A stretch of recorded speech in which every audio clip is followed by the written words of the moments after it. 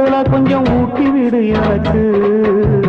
சோறு கொண்டு போற புள்ள அந்த சும்மாடையாக்கு